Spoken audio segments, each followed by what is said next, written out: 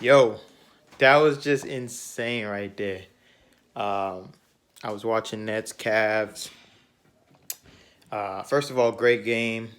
Up leading up to the overtimes, it went to double overtime. The Cavs ended up winning 147 to I think 135. Um, but if you were watching that game or found out on Twitter or whatever, Collin Sexton went absolutely berserk. But before we get to that, shout out to Jared Allen. He had a big game against the team that traded him. Torian Prince hit a big three to kind of ice the game. And the Cavs, I made a video about you guys talking about how the future is very dark and stuff. No, no, no, no, no, no. Acquiring Jared Allen makes the future very, very bright. You got Isaac Okoro, who is trying his ass off defensively and playing really hard against James Harden and KD. Larry Nance, who former Laker, so I love him. He gave you good minutes guarding KD down the stretch there, which kind of shows just how athletic he is to be like more of a four, small ball five, and you feel comfortable enough to put him on KD and kind of be confident that he doesn't get cooked. Obviously KD still had his numbers and whatnot, but he had to work a little bit more than you should have to work against a Cavs team. This Cavs team coming into the game was very high up in the defensive rankings, so I want to give them credit. Now they got 135 put up on them or whatever, but it goes to the bigger point of the Nets not being able to stop anybody. And by anybody tonight, I specifically mean Collin Sexton. The man was down his backcourt mate, so there was no sex land tonight. It was just sex. You dig? The man scores 20 straight points between the two overtimes, and like he was going dumb. What you want? A step back to my left? I got that. Come here, Kyrie. What you want? A step back to my right? 3-pointer? Come here, Jeff Green. What you want to drive in a little floater into the lane? Harden? I got that for you. KD, you can come out on this switch and get a pull-up three in your mouth as well. Like, he was not discriminating. And then when he had Joe Harris on him for that final play, drove right around him, passed to Torian Prince in the corner, game-sealing three. Shout out to him. Amazing performance. I was literally in my house, in the crib, screaming and carrying on every time he hit a three because he was in one of those modes where he was so hot it wasn't just going in, it wasn't hitting the rim. Like, if it hit the rim, it didn't count for him at that point. So shout out to him for sure. That was an amazing performance.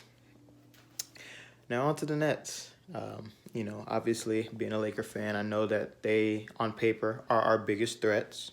I don't want to dismiss the Clippers. I don't want to dismiss the Bucks, Denver, Philly.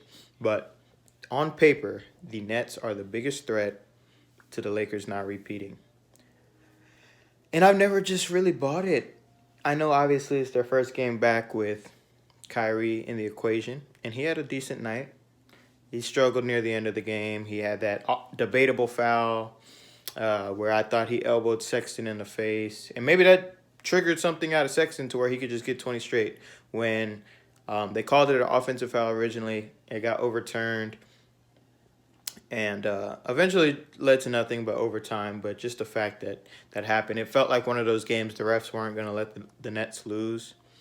There was another call late in the game. James Harden traveled his ass off right in front of Cedi Osman. And no call. They called a foul instead. But, the basketball guys evened it out. They put all their power into Collin Sexton. And like I said, he just had a night of nights. He just had a career night.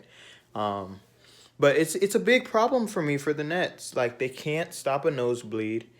You look at KD having to really try hard and check at one point in time. They were putting him on Sexton primarily, and it's like, this is KD, a guy coming off a torn Achilles against a Cavs team you should be beating. Like, why is he playing so many minutes? James Harden, he's durable as whatever, so I'm not as concerned for him, but there's no way James Harden should be playing that many minutes against Cleveland. And it's not a diss to the Cavs. It's just the reality of what the Nets should be. The bar they've set for themselves with acquiring the talent they did. They should not be in slugfest and back and forths with the Cavs, if we're being honest, you know. Um, Kyrie Irving, first game back, you would want to limit his minutes, right? Nope. We're going to leave him out there because we can't get a 10-point lead on Cleveland. In fact, they were down for most of this game. So the defense is a real issue, as I said it would be.